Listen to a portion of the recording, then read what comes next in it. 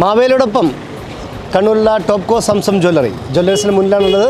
നേരെ ജ്വല്ലറിയിലേക്ക് പ്രവേശിക്കുകയാണ്.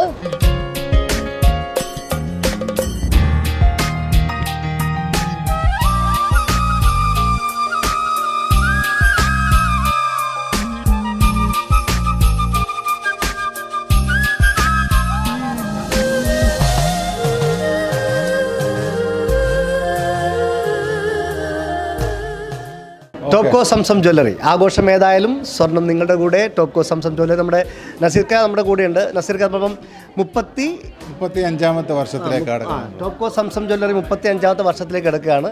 അതിൻ്റെ കൂടെ തന്നെ ഓണവും, 2 ആഘോഷങ്ങൾ ഒരുമിച്ച് ആഘോഷിക്കാൻ വേണ്ടി നിൽക്കുകയാണ്. അപ്പം എന്തൊക്കെയാണ് ഒരുക്കിയിരിക്കുന്നത്? ഈ കാണുന്നത് തന്നെയാണ് ഒരുക്കിയിരിക്കുന്നത്. സ്വർണത്തിൻ്റെ ഇപ്പോൾ ഒരു സെൻസിറ്റീവ് ആണല്ലോ, സ്വർണം എല്ലാവരും വീക്ഷിച്ചുകൊണ്ടേയിരിക്കുന്ന ഒരു സാധനം. എന്താവും ഇപ്പോൾ 75,000 കടന്നു, 76,000 നമ്മൾ ടച്ച് ചെയ്തു. ഇനി ചെറുതായിട്ടൊന്ന് കുറഞ്ഞിട്ടുണ്ട്. ഇപ്പോൾ സ്വർണം എല്ലാ ആൾക്കാരുടെയും ഒരു സെൻസിറ്റീവ് വാർത്തയും തന്നെയാണ്. ആ അർത്ഥത്തിൽ ഞങ്ങളും ഒരു പ്രത്യേകമായിട്ടുള്ളൊരു ഓഫറാണ് ഇപ്രാവശ്യം ഓണത്തിന് ഒരുക്കിയിട്ടുള്ളത്.